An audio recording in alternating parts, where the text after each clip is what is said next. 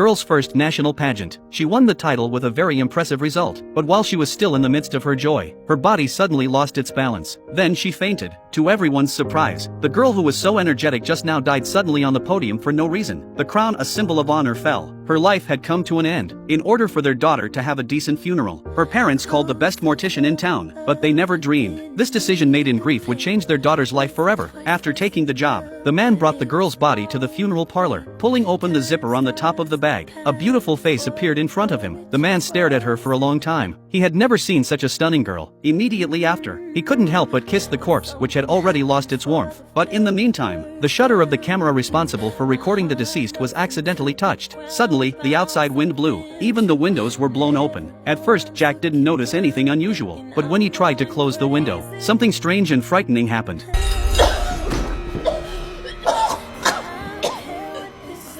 Jack approached her bravely. He realized that the girl whose heart had just stopped beating was now beating again. He was so shocked that he called the hospital. After 6 hours of resuscitation, Annie finally regained consciousness. The doctors didn't know how to define what had happened to Annie. They claimed it was a miracle. The story spread quickly. The press came to the door. Looking at the crowd in front of her, Annie's mind wandered back to that night. She tried to remember, but she couldn't make out the blurred face. For a moment, the confusion in her mind overcame the joy of coming back to life. For some time afterward, Annie became the focus of much media attention. Her mother took advantage of this exposure to get her a number of commercials and programs. With no regard for her daughter's frail health, they were on the go. But Annie came back from the dead with new ideas. She no longer followed her mother's orders as unconditionally as before. In order to clarify the vague memories in her mind, Annie sneaked out of the house when her mother wasn't looking. Through the information in the newspaper, she came to the funeral parlor.